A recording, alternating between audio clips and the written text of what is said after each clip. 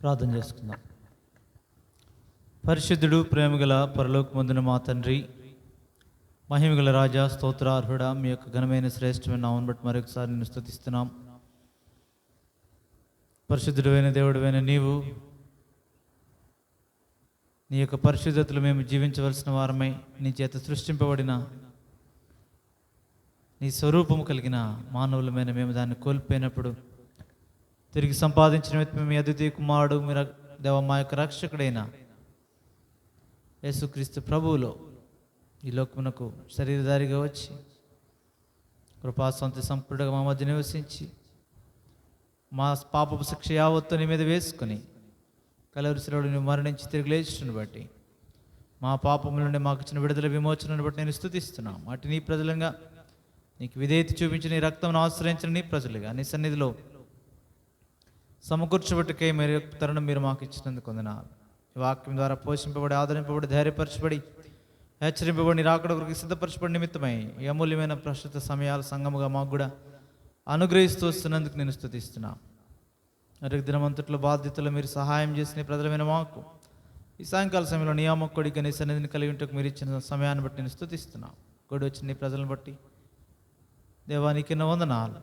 ఇంకా నీ ఉద్దేశంలో వారి జత చేపట్టకు సహాయం చేయండి దేవా. ఆయా బాధ్యతల్లో రావాలని ఆశ కలిగి రాలేకపోచిన వారిని దృష్టించే అవకాశాలను అనుగ్రహించండి. ఎవరైతే నిర్లక్ష్యంగా ఉన్నారో వారిని సంధించి సరిచేసి నీ మందిరావరణంలో నియామకుడికల్లో నీ సన్నిధిని ఆసక్తితో వెదకి వచ్చే కృపనివ్వండి. మెట్టుకు పాటల ద్వారా, లేఖనముల ద్వారా మమ్మల్ని దర్శించండి. మాలో ప్రతి ఒక్కరితో మాట్లాడండి. సంతోష హృదయాలతో నీ వాక్యముని స్వీకరించి మా గృహాలకు వెళ్ళడానికి కృపనివ్వండి. నీ వాక్యం ద్వారా పవిత్రపరచడానికి, పరిశుద్ధపరచబడ్డానికి, హెచ్చరించి ధైర్యపరచబడ్డానికి, ఆదరింబడి పురుకొల్పడ్డానికి నీ కృపను అనుగ్రహించండి. ఎవరికి ఏది అవసరమో, ఎవరి ఆశతో వచ్చినారో మీరే తీర్చండి. నీ యొక్క కాంతి మా మీద ప్రకాశింపచేయండి. సార్వత్రిక సంఘంలో చెదిరిన పరిశుద్ధుల అవసరతల కొరకు కూడా ప్రార్థిస్తున్నాం.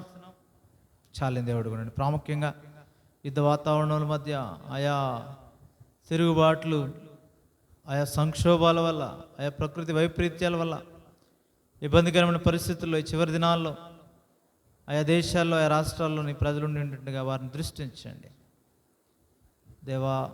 అలాగే మరి విశేషముగా నీ నామమును బట్టి బంధించబడి, చెరసాల్లో ఉంచబడి హింసించబడుతున్న నీ ప్రజల కొరకు ప్రత్యేకించి ప్రార్థిస్తున్నాం.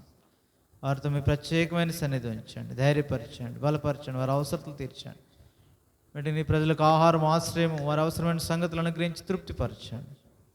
మాకు ఇవ్వండి స్వేచ్ఛ వాతావరణంలో వారి ఇలా బాధ్యత కలిగి ప్రార్థించుట దేవ. అలాగనే మాకు అప్పగిమైన పరిచయం ముందు కొనసాగింపబడ్డ ద్వారా బలమిచ్చుటకు కృపనివ్వండి. అటు వారిని ధైర్యపరచుటకు సహాయం చేయండి. మటుకి సాయంకాల సమయంలో నీ సన్నిధి కోరుచు ఇచ్చిన మంచి వాతావరణం బట్టి నేను స్తుతిస్తున్నాం. ఈ యొక్క సిస్టమ్స్ అన్ని కూడా నీ మహిమార్థమే చక్కగా పనిచేయటం కృపనివ్వండి. మమ్మల్ని కూడా నీ వశంలో ఉంచుకున్నాం. యేసుక్రీస్తు ప్రభువు రక్షకున్నామని ప్రార్థించి వేడుకొనిచున్నాం తండ్రి, ఆమేన్.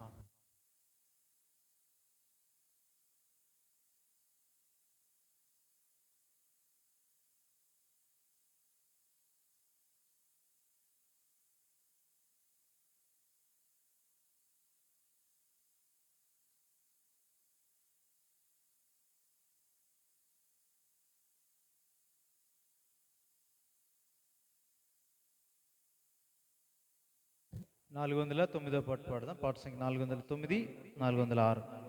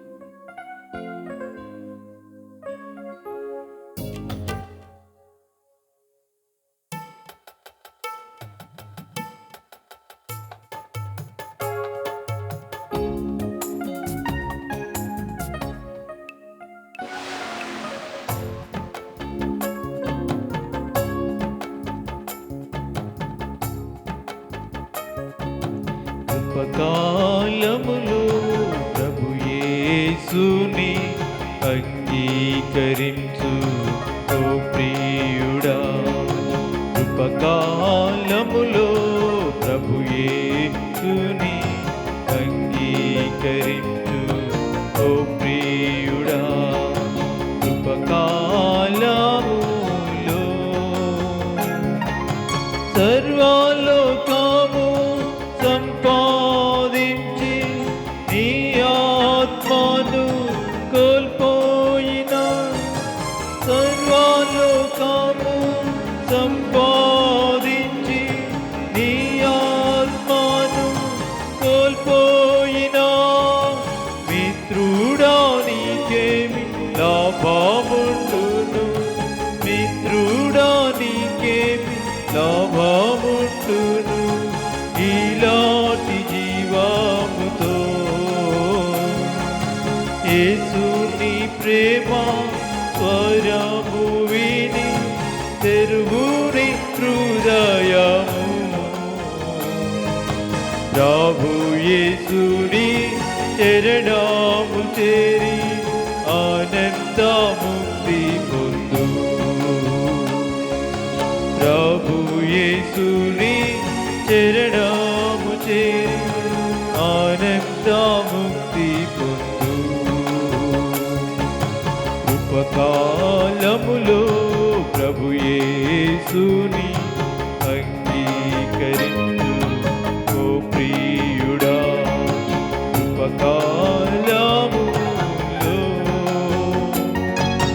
ధర్మ కర్మ సంస్కార్యము వలన పరిశుద్ధుడావు కానేరవు, ధర్మ కర్మ సంస్కార్యము వలన పరిశుద్ధుడావు కానేరవు.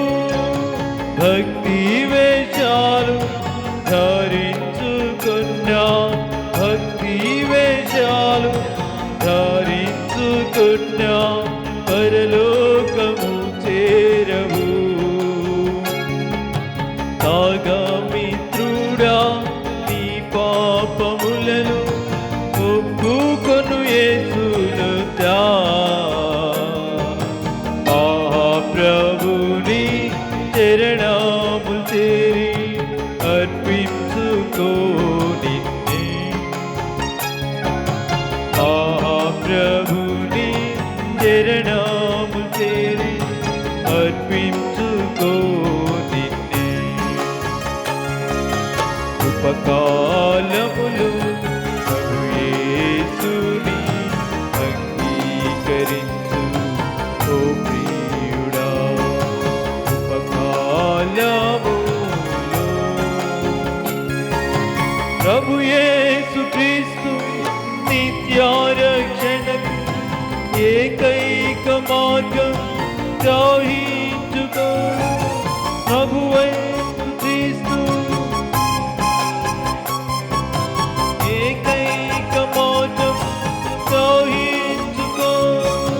పాప మార్గం వదలి పశ్చాత్తాపముతో, పాప మార్గం వదలి పశ్చాత్తాపముతో ప్రభు శరణము చేరి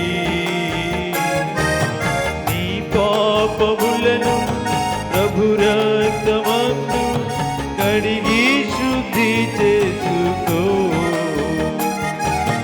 పరలోకాశీర్వాదములు నిత్య జీవము పొందు. పరలోకాశీర్వాదములు నిత్య జీవము పొందు. కృపకాలములో ప్రభు యేసుని అంగీకరించు ఓ ప్రియుడా. కృపకాలములో క్రీస్తులో పూర్ణ నిత్య జీవం పరలోకాశీర్వాదములు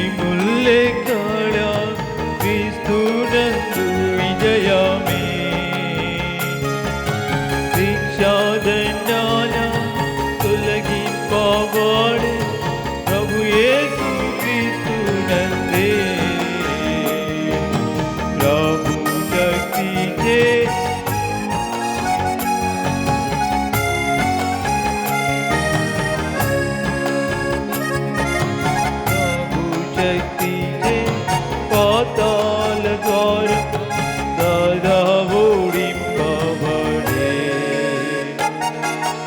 ఉపకాలములో ప్రభు యేసుని అంగీకరించు ఓ ప్రియుడా ఉపకాలములో ప్రభు యేసుని అంగీకరించు ఓ ప్రియుడా ఉపకాలములో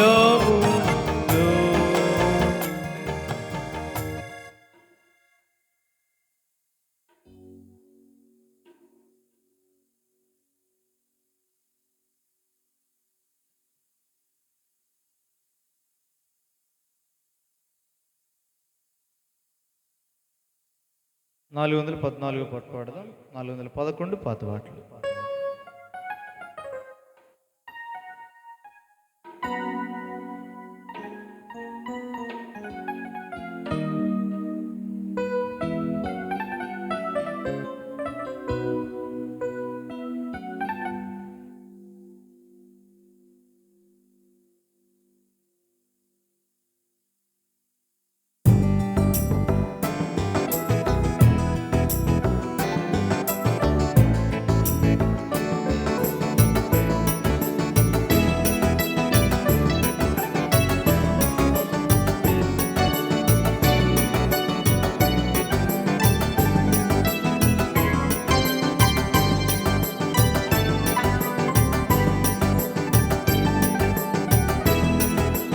లోకమును విడచి వెళ్ళవలెనుగా లోకమును విడచి వెళ్ళవలెనుగా సర్వమిచ్చటనే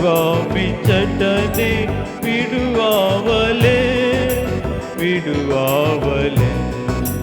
లోకమును విడచి వెళ్ళవలెనుగా లోకమును విడచి వెళ్ళవలెనుగా యాత్రికులం ఈ దుష్టాలోకములు పాడులోకములు మనకేమీ లేదు యాత్రికులం ఈ దుష్టాలోకములు పాడులోకములు మనకేమీ లేదు ఏ విజయమందై గర్వించలేము ఏ విజయమందై గర్వించలేము జాగ్రత్తగా నడుచుకొనేదము జాగ్రత్తగా నడుచుకొనేదము లోకమును విడచి వెళ్ళవలెనుగా లోకమును విడచి వెళ్ళవలెనుగా కష్టాబాధలచే బ్రతుకంతనిందే కన్నీళ్ళు నీరాశ నిస్పృహలమయము కష్టాబాధలచే బ్రతుకంతనిందే కన్నీళ్ళు నీరాశ నిస్పృహలమయము కరుణా కటాక్షము నమ్మేదము కరుణా కటాక్షము నమ్మేదము యేసు ప్రభునిపై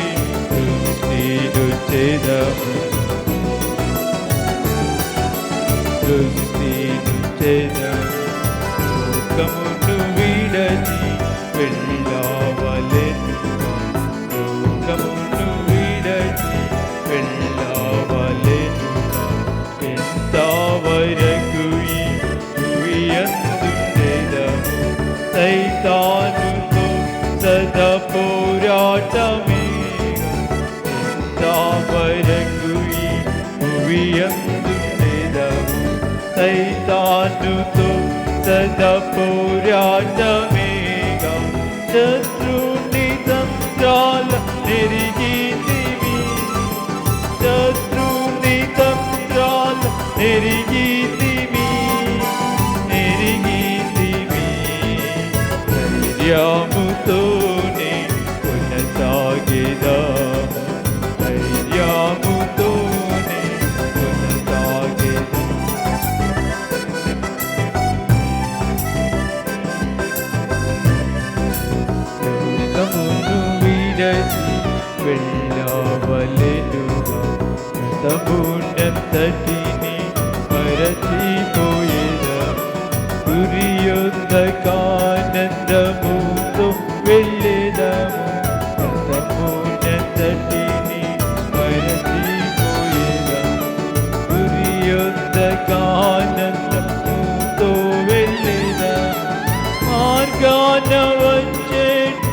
శ్రమలానొచ్చి మార్గం వచ్చేటి శ్రమలానొచ్చి అర్హులమౌద బహుమానమౌద అర్హులమౌద బహుమానం లోకమును విడచి వెళ్ళవలెనుగా లోకమును విడచి వెళ్ళవలెనుగా మన ఈర్ష్య కపట వేషాలు విడచి నిజ ప్రేమతోనే జీవించెదా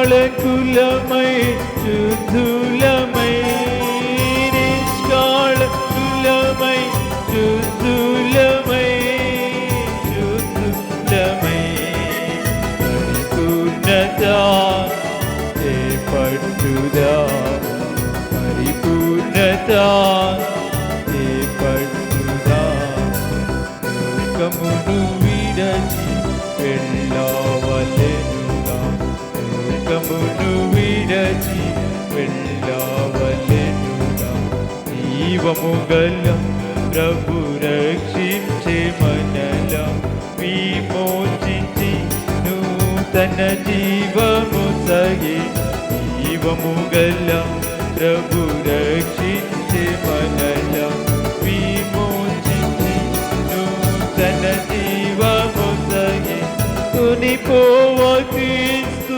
త్వరగా వచ్చు కొనిపోవ క్రీస్తు త్వరగా వచ్చు త్వరగా వచ్చు సంతూచే మనము సిద్ధపడెదము సంతూచే మనము సిద్ధపడెదము లోకమును విడచి వెళ్ళవలెనుగా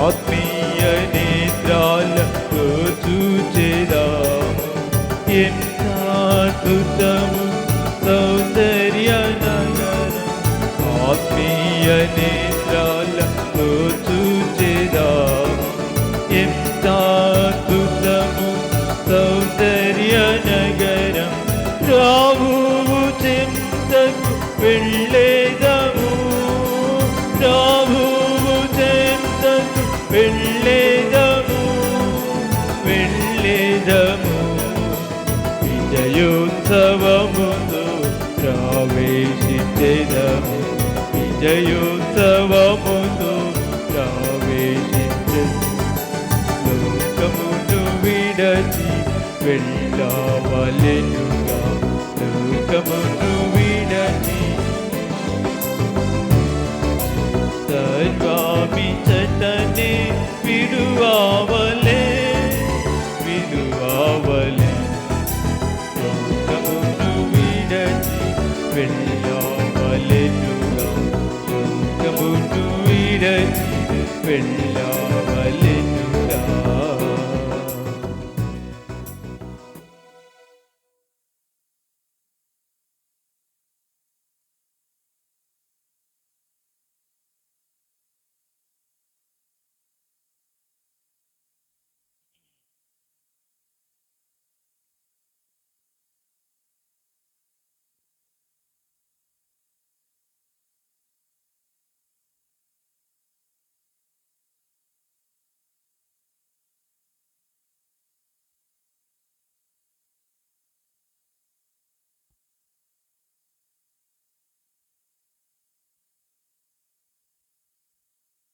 నాలుగు వందల ఎనభై ఎనిమిది 482 488 482.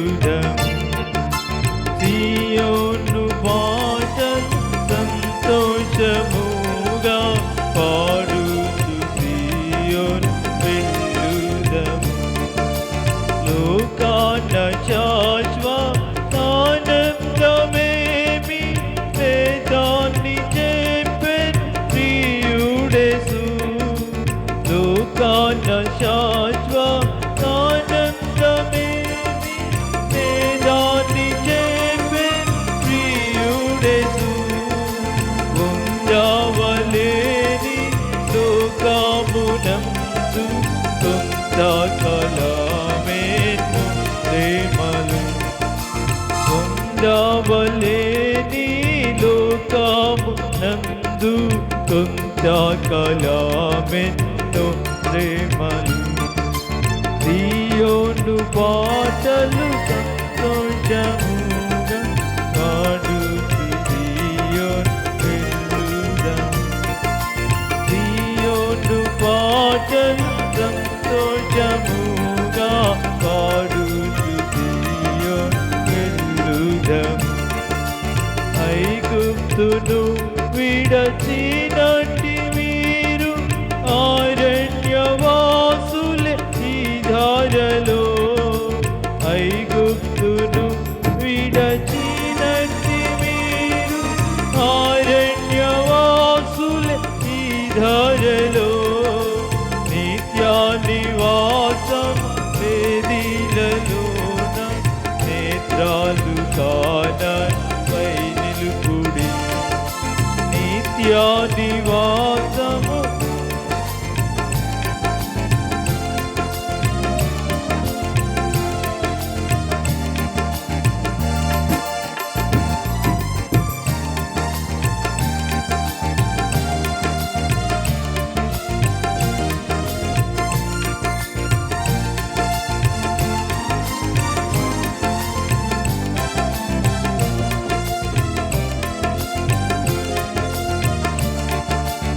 ఆరాను పోలిన ఏదైనా స్థలముల ద్వారా పోవలసి యున్నానేమి. మారాను పోలిన ఏదైనా స్థలముల ద్వారా పోవలసి యున్నానేమి. నీరక్షకుండగు చేసే నడుపును మారని తనగు మాటనము. నీరక్షకుండగు చేసే నడుపును మారాని తనగు మాటనము. సియోను పాటలు సంతోషముగా పాడుతూ సియోను వెళ్ళుదాం. సియోను పాటలు సంతోషముగా పాడుతూ సియోను వెళ్ళుదాం. ఐగుప్తు ఆశల నన్నీయు విడచి తంగుగా యేసు వెంబడించి. ఐగుప్తు ఆశల నన్నీయు విడచి తంగుగా యేసుని వెంబడించి. పాపము మాని విధేయులై వీరాజిల్లుడి. పాడైన తోరహు పాపము మాని విధేయులై వీరాజిల్లుడి. సియోను పాటలు సంతోషముగా పాడుతూ సియోను వెళ్ళుదాము.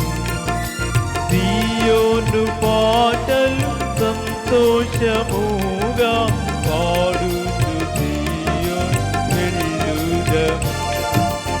ఆనందమయ పరలోకము మనది అక్కడ నుండి వచ్చునేసు.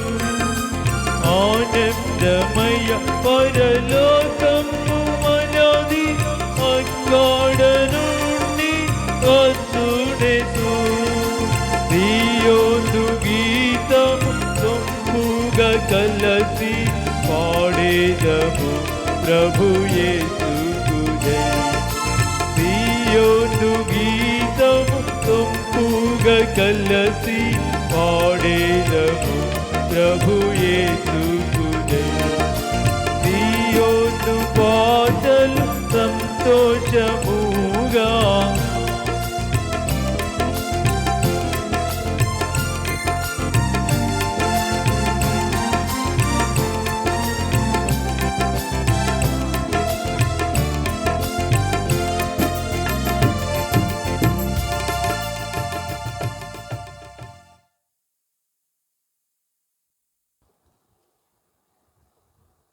యెహోషువ గ్రంథము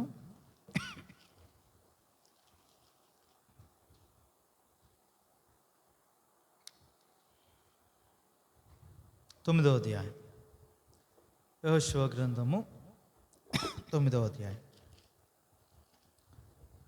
యొర్దాను అద్దరినున్న మన్యములోను లోయలోను లెబానోను ఎదుటి మహాసముద్ర తీరమునంతటను ఉన్న హిత్తీయులు, అమోరీయులు, కనానీయులు, పెరిజ్జీయులు, హివ్వీయులు, యెబూసీయులను వారి రాజులందరూ జరిగిన దాన్ని వినినప్పుడు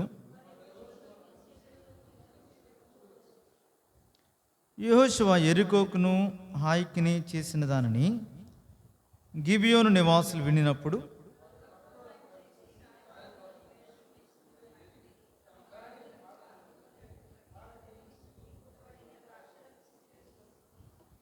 పాతగిలి మాస్కిలు వేయబడిన చెప్పులు పాదములకు తొడుక్కొని పాత బట్టలు కట్టుకుని వచ్చిరి.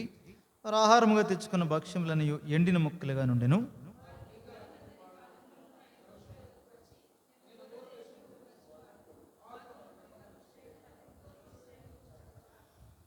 ఇశ్రాయేలీలు, మీరు మా మధ్యను నివసించుచున్న వారేమో, మేము మీతో ఎలాగూ నిబంధన చేయగలమని ఆ హీవేలు తనండ్రి.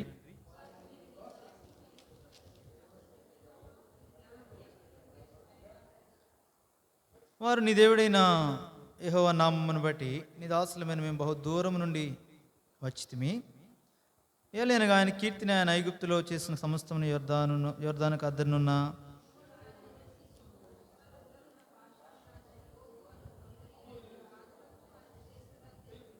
అప్పుడు మా పెద్దలను మా దేశ నివాసులందరిని మాతో మీరు ప్రయాణం కొరకు ఆహారం చేతపెట్టుకుని వారిని ఎదుర్కొని పోయి వారితో మేము మీ దాసులము గనుక మాతో నిబంధన చేయడని చెప్పుడి అనిరి.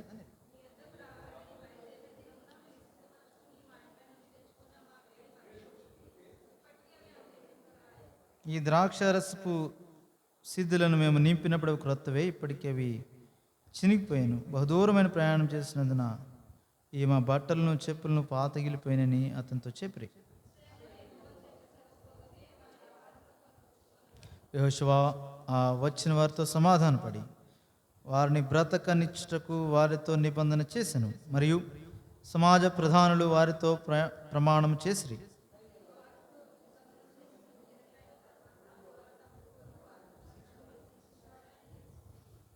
ఇశ్రాయేలీలు సాగి 3వ నాడు వారి పట్టణములకు వచ్చిరి. వారి పట్టణములు గిబియోను, కెఫీరా, బేరోతు, కిరియత్యారీము అనునవి.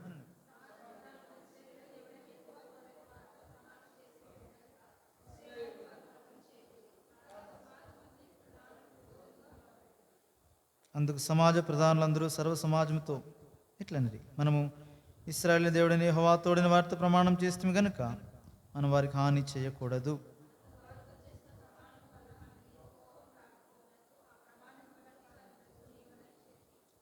వారిని బ్రతకనీయుడని సెలవిచ్చిరు కనుక ప్రధానులు తమతో చెప్పినట్లు వారు సర్వ సమాజమునకు కట్టెలు నరుకువారుగాను నీళ్లు చేదువారుగాను ఏర్పడరు.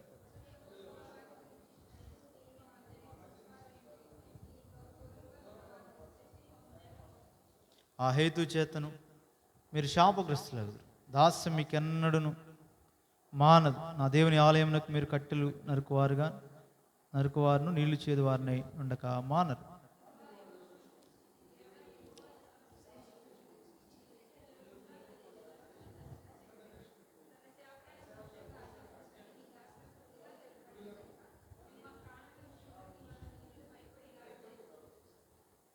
కాబట్టి మేము నీ వశమునున్నాము.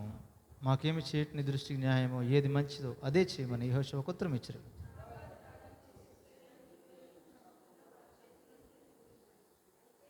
అయితే సమాజం కొరకును యెహోవా ఏర్పరచుకున్న చోటు నుండి బలిపీఠం కొరకును కట్టెలు నరుకువారుగాను నీళ్లు చేదువారుగాను యెహోషువ ఆ దినమందే వారు నియమించను. నేటి వరకు వారు ఆ పని చేయవారై ఉన్నారు. ప్రభు సహాయం కొరకే ప్రార్థించాను. పరిశుద్ధుడు, ప్రేమగల పరలోకమందున మా తండ్రి, మరికి సరందనాలు. నీ కృపను బట్టి మరొక పర్యాయం నీ సన్నిధిలో కనబట్టుకు మీరు ఇచ్చిన ఆధిక్యతను బట్టి నేను స్తుతిస్తున్నాం. వాటి ద్వారా మీరు ఇచ్చిన వర్తమానాన్ని బట్టి నేను కొనియాడుతున్నాం. ఈ సమయంలో సమాజంగా నీ వాక్యమును ధ్యానించబోచుంటుండగా మా కొరకు సిద్ధపరిచిన పరలోక వర్తమానంతో నిష్ప్రయోజ దాసులను నింపండి. నన్ను నేను ఖాళీ చేసుకొని చూంటుండగా మీ ఆత్మతో నింపండి. ఏ బైబిల్ జ్ఞానము కానీ మానవ సంబంధమైన సంగతులు కానీ మా మధ్యకి తీసుకురాబడకుండా అది తీసివేయండి. కేవలము ఈ సమయం కొరకే మీ సిద్ధపరిచిన మాటలు మాకు ఇవ్వండి. నిజమే, ఇవి ఇశ్రాయేలీయుల కొరకే వారి మధ్య రాయబడిన సంగతులు. అయితే మాకు మేలుగుండి నిమిత్తమై, మాకు బుద్ధి కలుగు నిమిత్తమై దృష్టాంతములుగా వారికి సంభవించి మాకు ఇవ్వబడుతూ ఉంటుండగా దానిలో నిలిచి ఉండి నేర్చుకుని కొనసాగట కృపనిమ్మని నీ వైపు చూస్తూ ఇక్కడ వచ్చిన నీ ప్రజలను బట్టి నేను స్తుతిస్తూ యేసుక్రీస్తు ప్రభువును రక్షకున్నామని ప్రార్థించి వేడుకుంటున్నాం తండ్రి, ఆమేన్.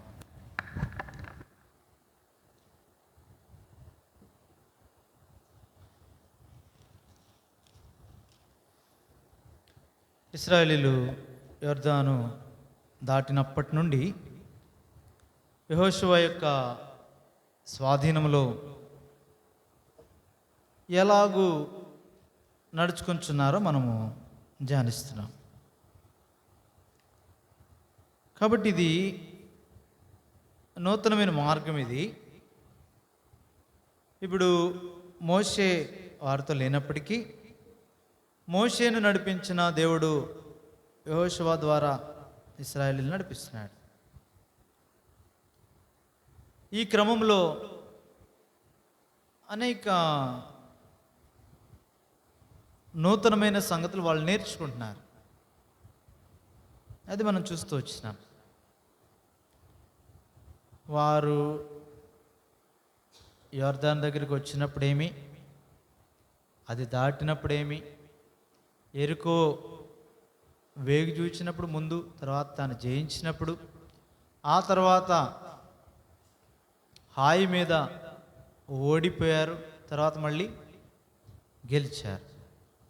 ఓటమికి గల కారణాన్ని చూస్తూ వచ్చిన తర్వాత వారు ఎలా గెలిచారో, ఎలాగ దేవుని మాటకు లోపడ్డారో మళ్ళీ చూశారు. ఈ సంగతులనే విషయంలో ప్రభు యొక్క నడిపింపు వారి జీవితాల్లో ఎట్లుంది?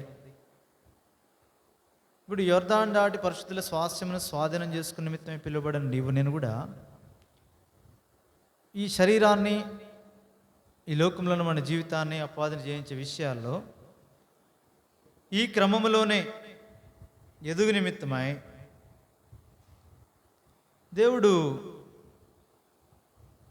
ఈ ప్రతి మెట్టు కూడా, వారు నడిచే మార్గం అంతా కూడా మేలుకరంగా వారికి చూపిస్తున్నాడు. అంటే వారికి పాఠాలు నేర్పిస్తున్నాడు. ముందు హాయి మీద ఓడిపోయారు, అయితే ఇప్పుడు గెలిచారు. కారణం వారికి చూపించాడు. అక్కడ ప్రభువుకు మాట విధేయత చూపించలేదు, లేదంటే ప్రభువుని ఆశ్రయించలేదు, ప్రభువుని అడగలేదు.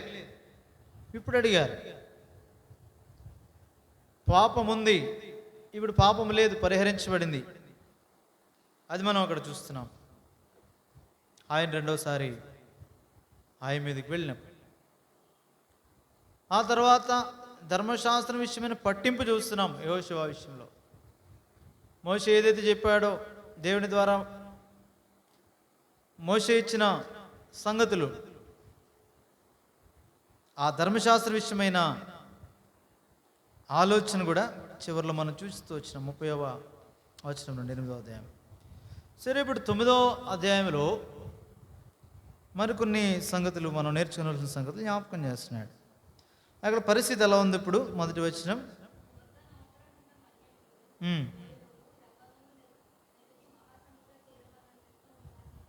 హిత్తీయులు, అమోరీయులు, కనానీయులు, పెరిజ్జీయులు, హివ్వీయులు, ఎబూసీయులు అని వారి రాజులందరూ జరిగిన దానిని వినినప్పుడు యెహోషువతోను ఇశ్రాయేలీయులతోను వాళ్ళందరూ వచ్చారు. ఇది పరిస్థితి.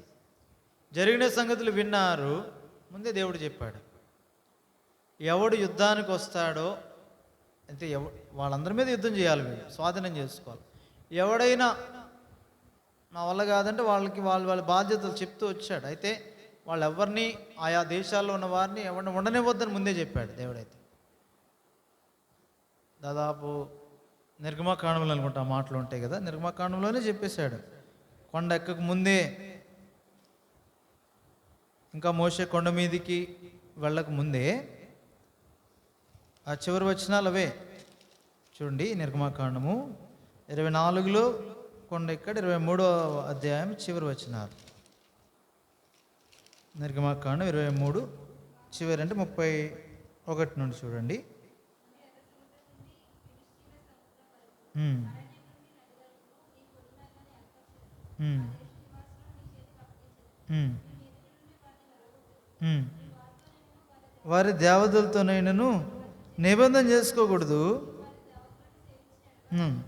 ఉరి ఎగును గనుక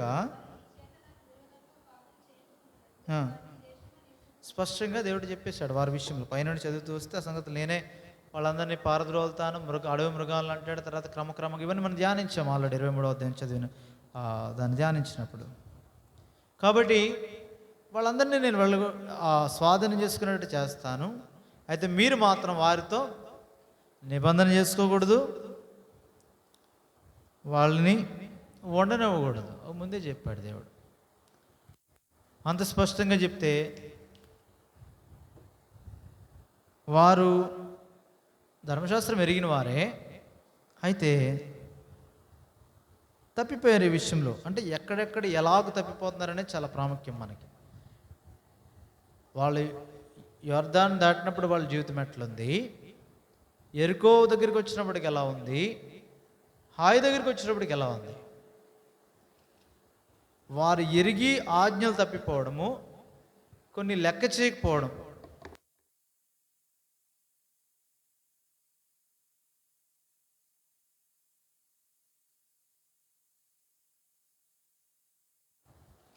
అది ముట్టుకో. కాబట్టి ఏ ఏ విషయాల్లో తప్పిపోతున్నారో చూస్తున్నాం. అంటే ఇవి కష్టమైన పరిస్థితుల్లో లోబడ్డారు, సులువుగా చిక్కులు పెట్టే విషయాల్లో ఇంతే కదా అని తప్పిపోతున్నారు. అదే మనం చూస్తున్నాం. ఏ మందు లేని ఆకానుని పాపం చేయడానికి వాళ్ళందరూ, ఆకాను తీసుకున్నాడు, ఆశించాడు, తీసుకున్నాడు, ఇవన్నీ వారి వినికిల్లోనే వాళ్ళు చూస్తూ ఉంటారు. వాళ్ళు నిజానికి వాళ్ళందరూ సమాజం అంతా యెహోషువ ఉన్నట్టు స్ట్రిక్ట్గా ఉంటే, పెద్దలు ఉన్నట్టుగా తీసుకునేవాడు కదా ఆకాను. చుట్టూ ఉన్నవారు సైతం ఆ బాధ్యత ఉండాలా, ఆ బాధ్యత వారికి లేరు. అది మనం అడగాల. పెద్దవాళ్ళు చూసుకుంటారులే, వాళ్ళు చూసుకుంటారు, వీళ్ళు చూసుకుంటారు అనుకున్నారేమో. ప్రతి వాడికి అదే వాక్యముని ఎడలి, ఆజ్ఞ ఎడలి ఆసక్తి ఉంటే, తీవ్రత ఉంటే ఆ పని చేయనివారు ఆకాన్ని. ఆ భయం ఆకానికి లేదు, ఇంటి వారికి కూడా లేదు. తన ఇంట్లో ఆ గుడారంలో దాచిపెట్టాడంటే ఇంటి వారు ఎరుకనే చేశాడు. అది అందరికీ బాధ్యత ఉండాలని జ్ఞాపకం చేస్తున్నాడు అక్కడ. అది వారు కలిగి లేరు. యెహోషువ చూసుకుంటాడులే, లేదంటే పెద్దలు చూసుకుంటారులే.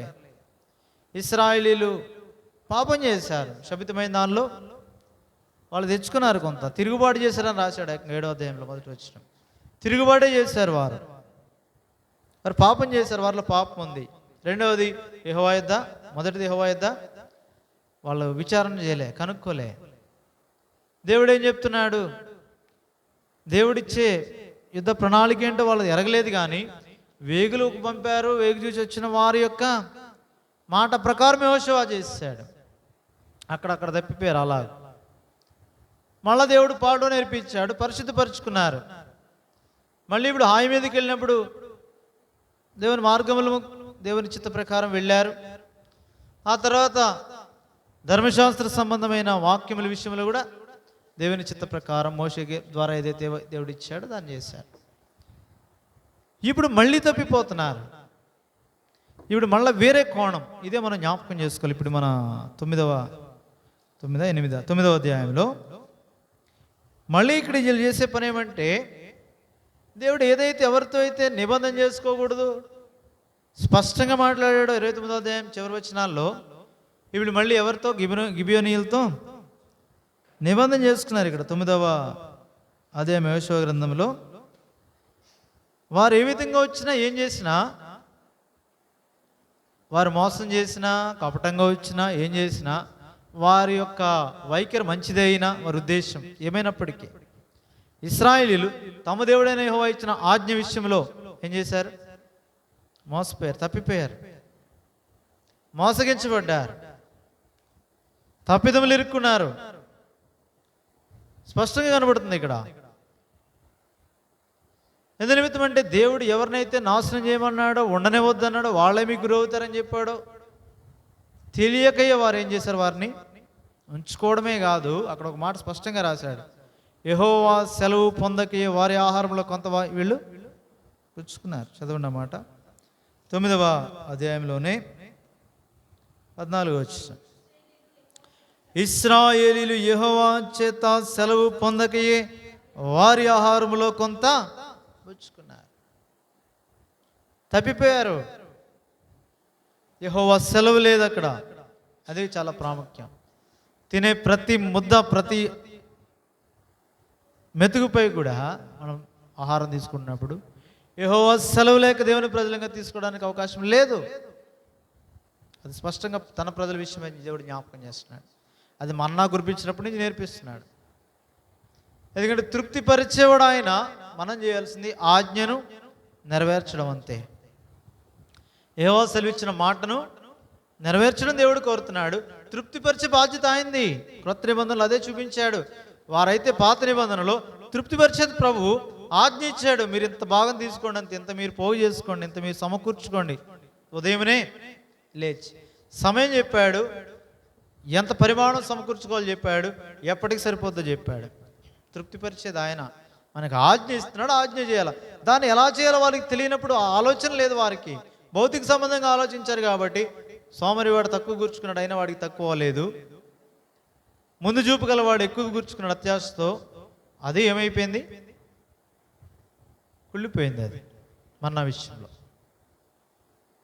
కానీ ఎవడు ఆకలిగొని లేడు, తృప్తిపరచబడ్డారు. అదే వారికి నేర్చుకోవట్లేదు, వారి మనసులు మారలేదు.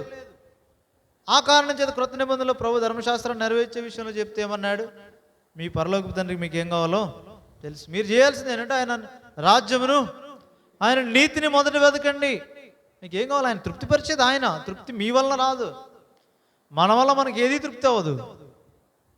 ఒకరు దాని వల్ల తృప్తి పొందుదామని అనుకుంటే దానికంటే శ్రేష్టమైనది కనబడినప్పుడు, దాని మీద మేలేంది మన కన్నులకు కనబడినప్పుడు తృప్తి పోతుంది, సంతృప్తి పరచబడం.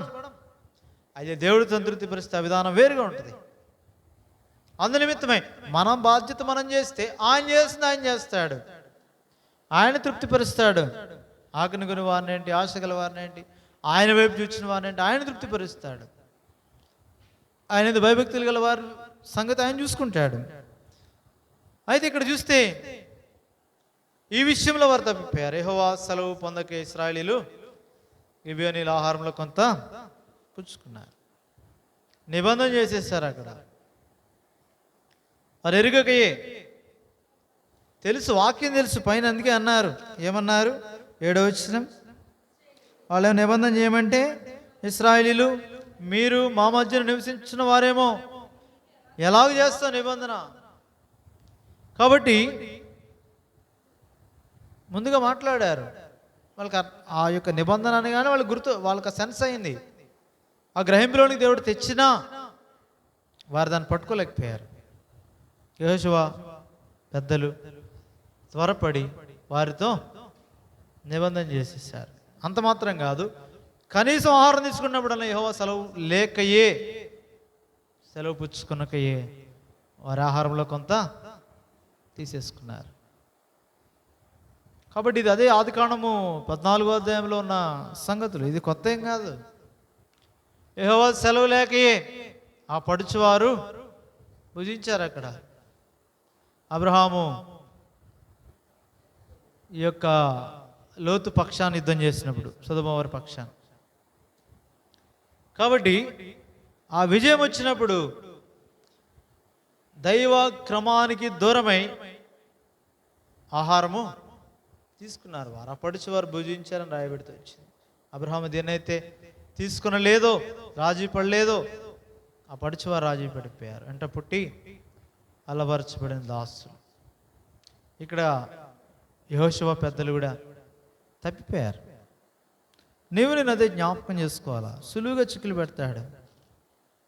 ఈ ఆత్మీయ జీవితంలో దేని కొరకు ఈ సందర్భాలన్నీ పెడుతున్నాడంటే యెహోషువ గ్రంథం మోషే విషయంలో కొంచెం కఠిన, అంటే చూసేయచ్చా పాపాలు ఇవి కఠినమైనవి, ఈ ఖచ్చితమైనవి, ఇది పాపం, ఇంత పని ఎలా చేశారు వీళ్ళు, అసలు మోషే పైకి వెళ్తే వెయిట్ చేయొచ్చు కదా, దూడెందుకు చేశారు, పోనీ వెయిట్ చేయకపోతే వెయిట్ చేయలేదు, వేరేమో దేవుడిని అడగాలి కదా, దూడెందుకు చేసేసుకున్నారు, లేకపోతే తిరుగుబాటు చేసి అసలు మోషే మీద రాళ్ళు వేయడం ఏంటి, మనం అర్థం చేసేసుకోవచ్చు. అవన్నీ కనబడే పాపాలు, అవన్నీ తీవ్రంగా కనబడతాయి. యెహోషువ దగ్గరికి వచ్చినప్పటికి అవేం కనపడవు. అక్కడ పరిశుద్ధాత్ముడు అంటే అదే ప్రభువు యేసుక్రీస్తు దినాల్లో చెప్పగలం. అవి పరిశుద్ధాత్మ దినాలు ఇవి. ఈ సంగతుల విషయమై సులువుగా మేము ఇస్తున్నాం కదా, వాళ్ళు ఇచ్చారు మేము ఇస్తున్నాం అననే సప్పరల విషయం. ఆయన అమ్మిచ్చాడు, మేము కూడా అమ్మిస్తున్నాం. కానీ ఏమైంది? అబద్ధం ఆడారు, మోసం చేద్దాం అనుకున్నారు. ఏమయ్యారు? నష్టపోయారు, శిక్షకు పాత్రులయ్యారు. పెద్ద తప్పుగా కనబడింది ఇది. యెహోషువ గ్రంథం అదే జ్ఞాపకం చేస్తుంది నీకు నాకు కూడా. మోసే విషయంలో కనబడిపోతుంది, తప్పది, అది పాపం. అది ఆయన సిలువ వేశారు ప్రభు దినాల్లో, తప్పది. ఆయన ఎలా చంపుతారు? ఆయన లోకరక్షకుడు, ఆయన చంపడం ఏంటి? ఆయన మీద ఉమ్మేయడం ఏంటి? ఆయన అపహసించడం ఏంటి? ఆయన్ని అప్పగించడం ఏంటి? ఆయనకు వ్యతిరేకంగా అన్ని మేలులు చేస్తే ఇలా చేయడం ఏంటి? కనబడిపోద్ది అది మోసే దినాలు. యెహోషువ దినాల్లో సులువుగా చిక్కులు పాపం, ఇది పాపంగా కనబడదు. అంతే కదా తెచ్చాడు, ఏముందిలే ఆ కాని విషయంలో. దానికే ఇంత ప్రజలందరికీ అప్పజేమి తెచ్చేయాలా? ఇక్కడ కూడా అంతే, ఏదో ఆహారం తీసుకున్నారు అంతే కదా, నిబంధన చేశారు అంతే కదా. కాదు, దానివల్ల నష్టం ఉంది. ముందుగానే చెప్పాడు, వారేమవుతారు? చదివారు కదా ఇందాక, వారే మీకు ఊరే అయిపోతారు, వాళ్ళ వల్లే నష్టం మీకు.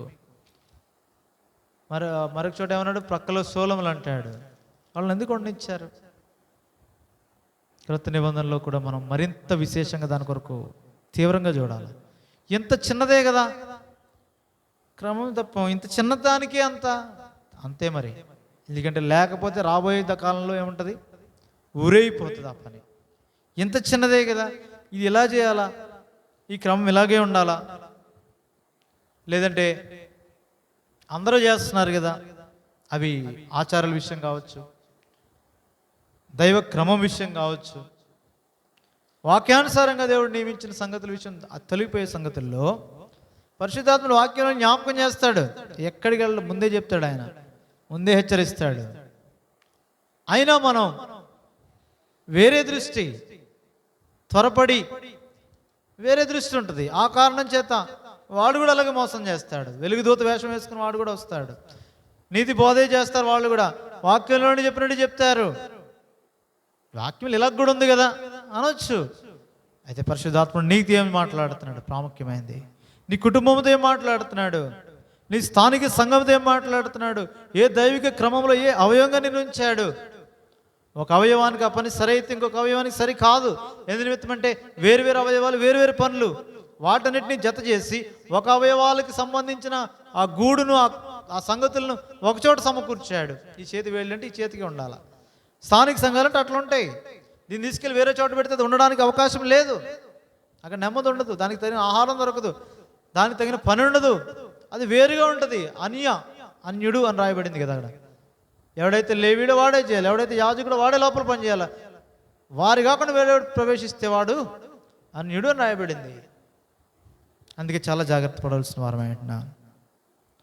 ఈ యొక్క గిబియోనీల విషయమే యెహోషువ పెద్దలు చేసిన, లేదంటే ఇశ్రాయేలీయులు నిబంధన చేసి ఆహారం పుచ్చుకునట దైవ చిత్తానుసారమైంది కాదు. వాళ్ళు ఎలాగొచ్చినా. రాహాబు విషయం వేరే, అయితే తర్వాత దేవుడు అదే యాంగిల్ ఇచ్చాడు, అదే కోణం. రాహాబు ఎట్లయితే శపితమైన దాన్ని ఏదో ఉంచకూడదు, అయితే రాహాబు విషయంలో ఎలాగైతే ప్రభువుని ఆశ్రయించిందో చూడండి. ద్వితీయోపదేశకాండము నిర్గమకాండంలో ఇలా చెప్పాడు. ద్వితీయోపదేశకాండము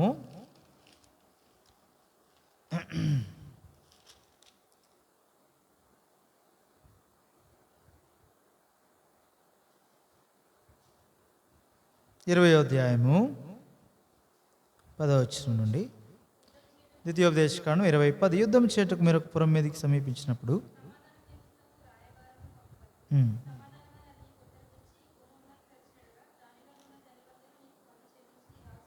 కాబట్టి చెప్పేశాడు ముందే.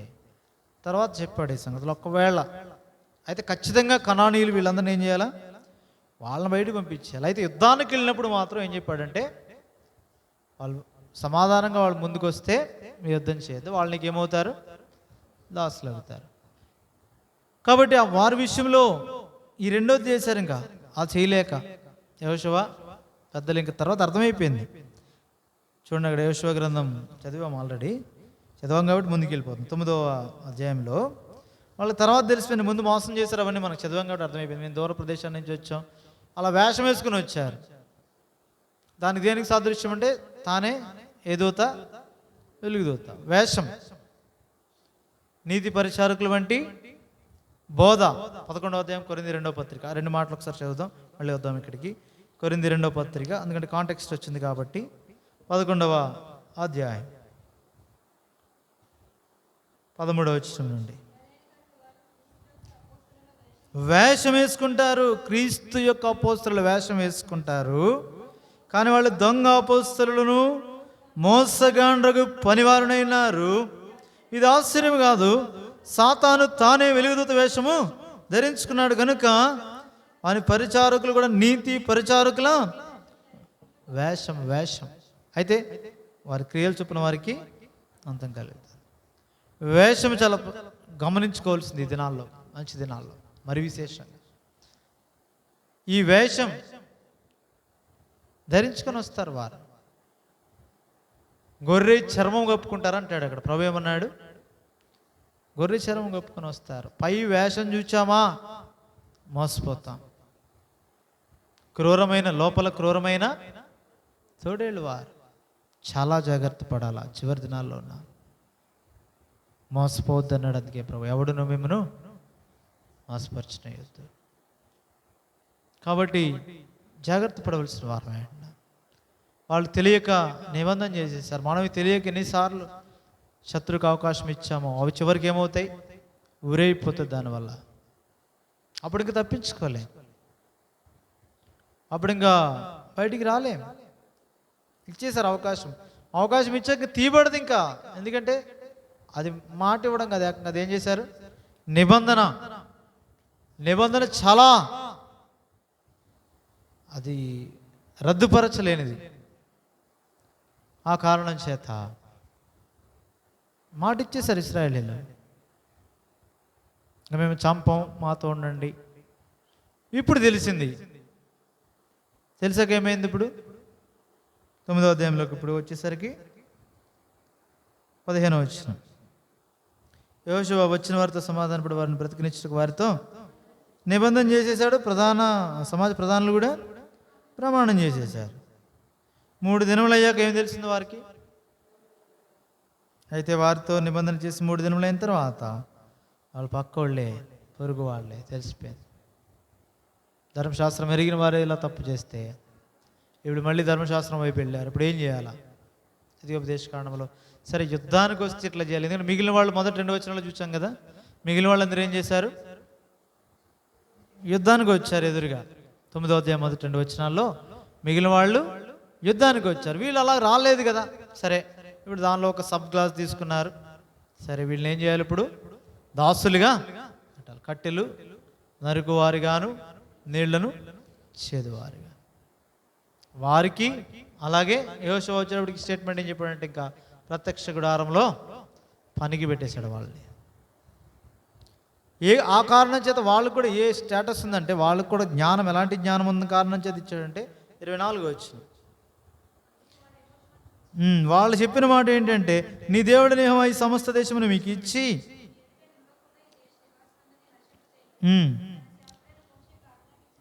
మాకు తెలిసింది నీ సేవకుడైన మోషేకి, ఏదంటే దేవుని దాసుడైన మోషేకి ఆజ్ఞాపించాడు. మోషే విషయం, మోషేకు దేవుని ద్వారా ఆజ్ఞాపించిన ఆజ్ఞలు వీళ్ళు తప్పిపోయారేమో కానీ ఎవరికి తెలుసు?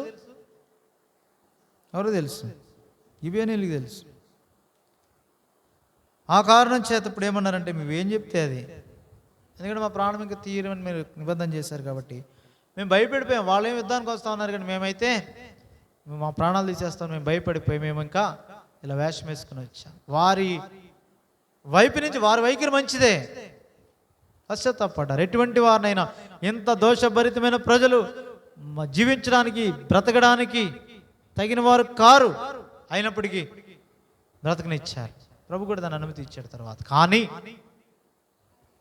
వారి స్థాయి, వారి వేషము ఇశ్రాయేలీయులకు నష్టం ఎప్పటికైనా. ఎందుకంటే ముందు చెప్పాడు, దేవుడే చెప్పేశాడు దాన్ని. ఈ 2 కనబడతాయి. ఇక్కడ గిబియోనీల వైపు నుంచి చూస్తే, రాహాబు వైపు నుంచి చూసినట్టుగా గిబియోనీల వైపు నుంచి చూస్తే ఇద్దరిని ఒకలాగా చూడొచ్చు. అయితే ఇశ్రాయేలీయుల వైపు నుంచి చూస్తే వారు మోసపోయారు. శత్రు మోసం చేశాడు, కుయుక్తి చేత హవ్వను మోసపరిచినట్టు ఇక్కడ కూడా వేషంతో వారు వస్తే ఇశ్రాయేలీలు మోసపోయారు, నిబంధన చేసేసారు. అయితే ఆ తర్వాత వారిని పనివారిగా, దాసులుగా ఉండనిచ్చారు. అందుకే మరి విశేషంగా జాగ్రత్త పడవలసిన వారమైన. ఇది సున్నితంగా సింపులే కదా, ఇంతే కదా అనుకుంటాం. కొన్ని విషయాలు చాలా నష్టం తెస్తాయి. ఆ తీవ్రత ఉండాలి నీకు నాకు కూడా. పాపం విషయమే ఆ ద్వేషము, ఆ తీవ్రత ఉంటే, చిన్నదే అనుకోకపోతే ప్రభులో చక్కగా ఫలించేవాడుకుంటాం, విజయోత్సాహంతో ముందుకెళ్ళిపోతాం. ఆటంకం వచ్చింది, అపజయం వస్తుంది అంటే కారణం ఏంటంటే ఇట్లాంటివి మనం ఉండించిన కారణాన్ని బట్టి. నష్టాలవి ఇప్పుడు చిన్నదిగానే కనబడుతుంది, ఇప్పుడు పైగా ఫేవర్, ఇంకా వాళ్ళకి పనివాళ్ళు వచ్చినట్టు కనబడుతుంది. తర్వాత దినాలు తెలుస్తుంది అసలు సంగతి. ఎవడు చెప్తూ వచ్చాడు, ముందే చెప్పాడు. అందుకే జాగ్రత్త పడవలసిన వారమే.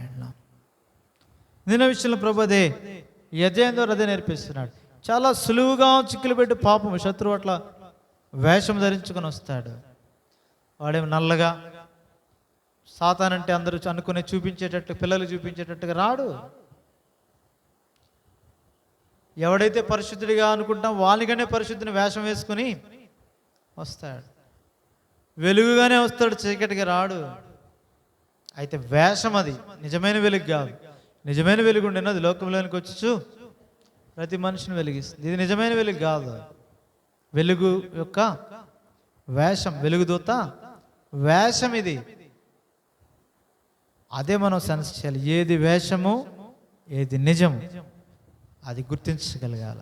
అది ఆత్మ సంబంధమైన మనుషులే దాన్ని వివేచించగలరు.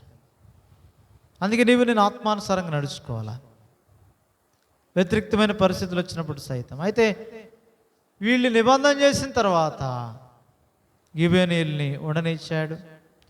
వారి ప్రదేశం గిబియోను. ఆ ప్రాంతంలో కూడా దేవుడు ఆశీర్వదించాడు. అక్కడ మందసం ఉంచబడింది దావీదు దినాల్లో, సౌలు దినాల్లో. అక్కడ ఉన్నత స్థలముల మీద గిబియోను స్థలంలో అక్కడే మందిరం కూడా సొలొమోను ప్రార్థన చేసినప్పుడు కూడా అక్కడే చేశాడు. ఏమని? గిబియోను యొక్క మండల స్థలం దగ్గర అక్కడే రాజుల గ్రంథంలో ఆ సంగతులు ఉంటాయి. 3వ అధ్యాయంలో, రాజుల మొదటి గ్రంథం 3వ అధ్యాయం 4-5 వచనాలు అనుకుంటా. చూడండి,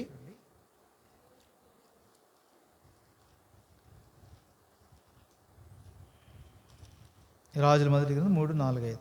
గిబియోను ముఖ్యమైన ఉన్నత స్థలం ఏంటని కనుక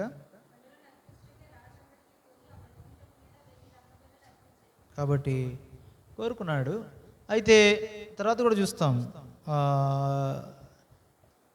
7వ అధ్యాయంలో సంగతులు చూస్తాం. తర్వాత ఇంకా కొన్ని గిబియోను యొక్క ఆ స్థలం కూడా ప్రాముఖ్యత దినవృత్తాంతాల గ్రంథంలో కూడా సంగతులు కనబడతాయి. ఇంక చూడవసరం లేదు. కానీ వారి ప్రాంతమే కాదు, గిబియోనీయులు కూడా. ఉదాహరణకి ఇర్మియా గ్రంథం 28వ అధ్యాయంలో ఒక ఆయన కనబడతాడు అక్కడ. ఇర్మియా గ్రంథం 28 మొదటి వచనం. ఇర్మియా గ్రంథము 20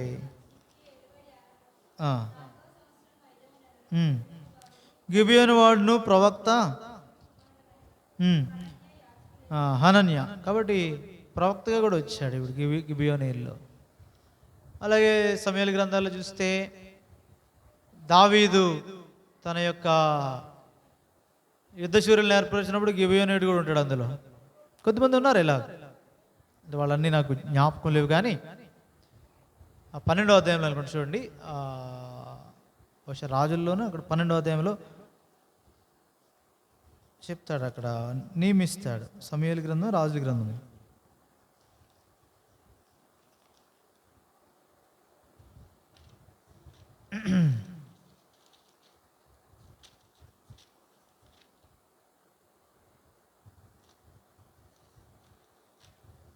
అది దినవృత్తాంతాల గ్రంథం కూడా ఉండొచ్చు. అది ఆ దినవృత్తాంతాల గ్రంథం మొదటి గ్రంథం 12వ అధ్యాయంలో ఆ వారి లెక్కలో మొదటివాడే ఉంటాడు. 3వ వచనం. దినవృత్తాంతాల మొదటి గ్రంథం 12వ అధ్యాయం 3వ వచనం. గిబియా వాడైన షమయా కుమారుడైన అహియాజరు. కాబట్టి వీళ్ళు కొద్దిమంది ఉన్నారు, ఇంకా కొద్దిమంది ఉన్నారు. కాబట్టి తర్వాత దినాల్లో వారు గిబియోను లేదంటే ఈ గిబియోనీయులు ప్రభు పనిలో ప్రభు కొరకు వచ్చారు కదా, వాళ్ళు ప్రభు పనిలో ఉన్నారు కదా. ఏ పని అయినా నీళ్లు చేదినా కట్టెలు నరికినా ప్రత్యక్ష గుడారం కొరకు అన్నాడు కదా 9వ అధ్యాయంలో. వాళ్ళు ఆ పనిలో ఉన్నారు. మందిరాన్ని తిరిగి కడుతున్నప్పుడు కూడా ఎజ్రా కాలంలో కూడా వచ్చారు. నెహెమ్యా గ్రంథంలో అనుకుంటే ఆ సంగతులు కనబడతాయి.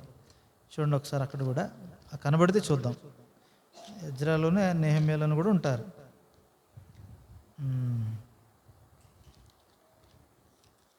వెతకడం కష్టమే అయితే, ఎందుకంటే వాళ్ళ లిస్ట్ ఉంటుంది దానిలో.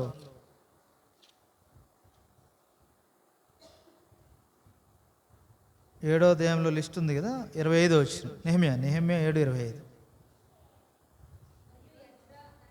నెహెమ్యా 7 తప్పు చెప్పానా 25.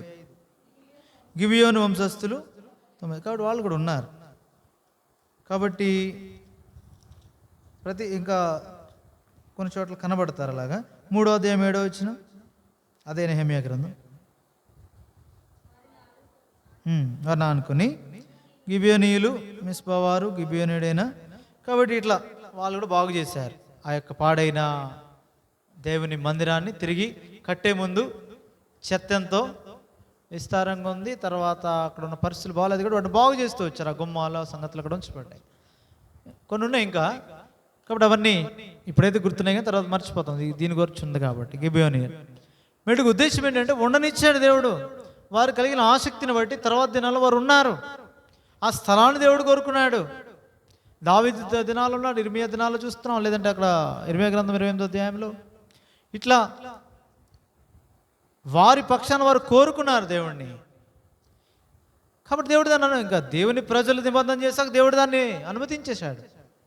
ఆ కారణం చేత పెద్దలు అన్నారు, ఇంకా ప్రజలు వచ్చి ఏంది ఇలా చేశారని పెద్దలతో అంటే, వాళ్ళకి మీరు వారిని ఏం చేయాలా, బ్రతకనియాలంతే. ఎందుకంటే మేము వారితో మనం నిబంధన చేశాం కాబట్టి వాళ్ళని ఎవడు చంపకూడదు, బ్రతకనివ్వాలి. అలాగే వాళ్ళు వండిస్తే సౌలు ఏం చేశాడు, గిబియోనీయుల్ని చంపేశాడు. అది సమూయేలు గ్రంథంలో కనబడుతుంది. సమూయేలు 2వ గ్రంథంలో దావీదుతో ఆ మాటలు చెప్తాడు. సమూయేలు 2వ గ్రంథం 21వ అధ్యాయం చివరిలో 21వ అధ్యాయం మొదటి నుంచి చదవండి. సమూయేలు 2వ గ్రంథం 21వ అధ్యాయం మొదటి నుంచి. దావీదు కాలమున 3 సంవత్సరాలు విడవకుండా కరువు కలిగి దావీదు యెహోవాతో మనవి చేసెను. సౌలు గిబియోనీయులను హతము చేసిన గనుక అతనిని బట్టి నరహంతకులకు అతని ఈ మాట పలికేశాడు దేవుడు వారితో. అమాలేకులు చంపమంటే చంపకుండా ఉండిచ్చాడు. 15వ అధ్యాయం మొదటి సమూయేలు మొదటి గ్రంథంలో ఏమన్నాడు, అమాలేకులు నాకు వాళ్ళు చేసింది నాకు గుర్తుంది. నిర్గమాకాండం 17లో వాళ్ళు ఏం చేశారు, వీళ్ళేమో మార్గంలో అలసిపోయి ఉంటే వెనకాల నుంచి వచ్చి ఇశ్రాయేలు మీద యుద్ధం చేశారు, వాళ్ళు చేసింది నాకు గుర్తుంది. వాళ్ళందరినీ ఏం చేయమన్నాడు, అందరిని చేసే అన్నాడు. ఉండనిచ్చాడు. చంపేమంటే ఉండనిచ్చాడు. ఉండనివ్వవలసిన నిబంధన చేయబడిన గిబియోనీయులను ఏం చేశాడు, చంపాడు. చంపితే దేవుడు ఏమన్నాడు, వారిని ఏమాట వాడాడు ఇక్కడ, నరహంతకులు అన్నాడు. సౌలింటి వారిని నరహంతకులు అన్నాడు. ఎందుకంటే వాళ్ళ వల్ల ఈ కరువు. అదే చదివితే అర్థమవుతుంది. చదవండి. సౌలు గిబియోనీయులను హతం చేసిన కనుక అతనిని బట్టి నరహంతకులు అతనింటి వారిని బట్టి శిక్షగా ఈ కరువు వచ్చింది. చాలా జాగ్రత్త పడాలి నేను ఆ విషయంలో. తెచ్చుకున్నాం. ఇప్పుడు గిబియోనీయులతో చేసిన నిబంధన ఇప్పుడు ఇశ్రాయేలీయులకు ఏం తెచ్చింది, ఒక విధంగా కరువు తెచ్చింది. వాళ్ళు నిబంధన చేశారు కాబట్టి సౌలు ఆ నిబంధనను మీరకూడదు, మీరాడు. ఏమొచ్చింది, తప్పు చేసి సౌలే. ఇక్కడ సౌలు అతని ఇంటి వారు. కానీ అసలు గిబియోనీయులతోనే నిబంధన చేసి ఉండకపోతే ఈ సందర్భము వచ్చుండేది కాదు. అక్కడ వాళ్ళు తప్పు చేశారు, ఇక్కడ సౌలు కూడా నిబంధన యొక్క విలువ ఎరగలేకపోయాడు. తర్వాత చదవండి 2వ వచనం. సంబంధికులు కారు, శేషించిన వారు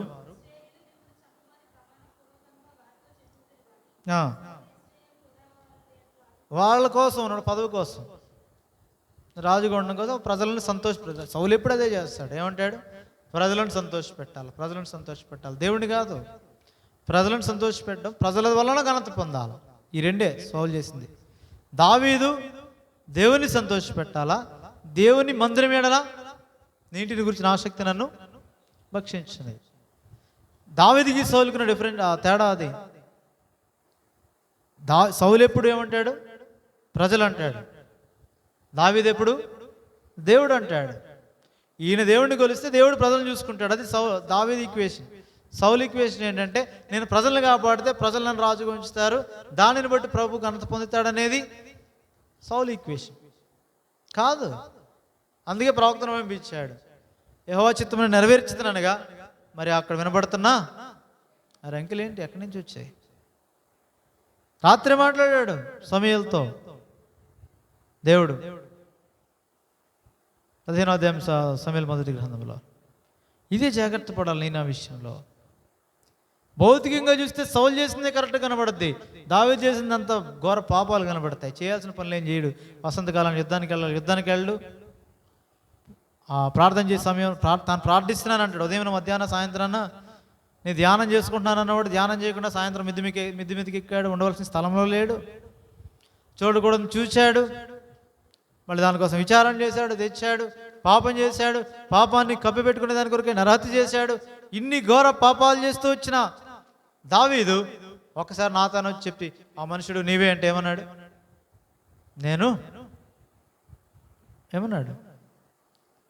ఆ మనుషుడు నీవే అంటే దావీదు ఏమన్నాడు నాతాన్తో? నేను పాపము చేసి తిని. వెంటనే దాతాను అంటాడు, దేవుడు నీ పాపాన్ని, నువ్వు మరణం అవ్వు, నీ దేవుడు నీ పాపాన్ని పరిహరించును అంటాడు. వాక్యం చదవట్లేదా? చూడండి ఎక్కడ ఉంటుంది. 11వ అధ్యాయమా, ఎన్నో అధ్యాయము? సమూయేలు 2వ గ్రంథం 12వ అధ్యాయం.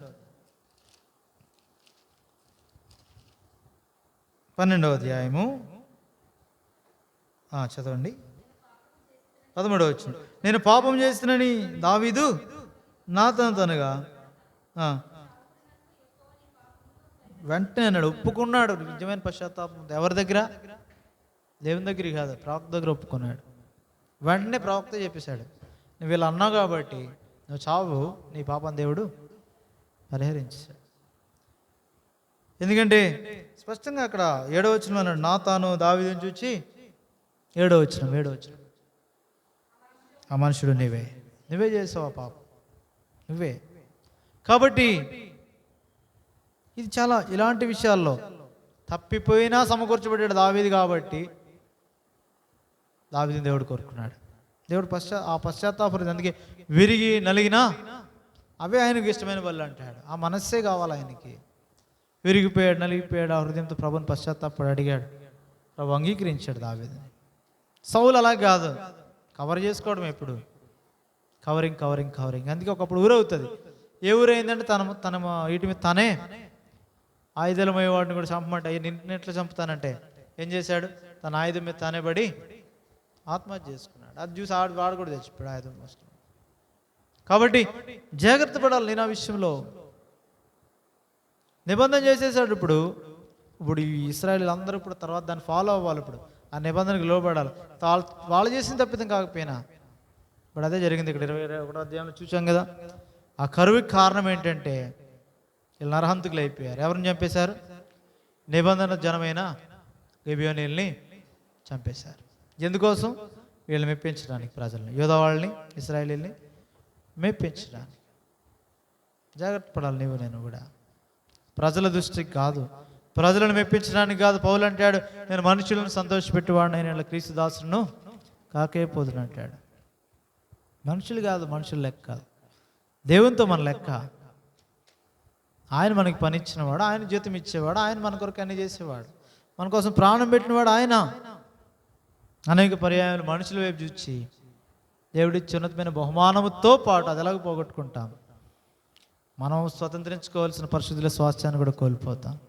జాగ్రత్త పడదాం. ఏ సంగతులు ఉరిగా ఉంటున్నాయి, ఏ సంగతులు సున్నితంగా కనబడి మోసపడిపోయి సరి చేసుకుని, కనీసం వాళ్ళకి సరి చేసుకునే ఆప్షన్ ఉందో అక్కడ వాళ్ళు ఉండనిచ్చారు. ఎలాగంటే కట్టెలు నరుకు వారిగా దాసులుగా, అట్లీస్ట్ వారు దాసులుగా పెట్టారు. అదన్నా వారు జ్ఞాపకం చేసుకున్నారు. ద్వితీయోపదేశ కాండంలో మనం చదివినట్టుగా వాళ్ళని దాసులుగా ఉండనిచ్చారు. ఎందుకంటే వాళ్ళు వర్షను కూడా తర్వాత చెప్పాడు, మాకు తెలుసు మోషే ద్వారా చెప్పిన ఈ సంగతులన్నీ మేము విన్నాం, ఒకసారి వినగానే మేము బ్రతకలేము, ఇంక చంపేస్తారు మీరు మాకు తెలిసింది కాబట్టి ఏం చేయలేక వేషం వేసుకున్నాం. కాబట్టి మనల్ని ఉండనిచ్చారు, ఇంక అప్పటి నుండి నిబంధన చేసేసారు. కాబట్టి మన జీవితాల్లో, కుటుంబ జీవితాల్లో ఎక్కడైతే త్వరపడి చేసుకున్న నిబంధనలు బట్టి నీ నష్టాలు, జాగ్రత్త పడదాం.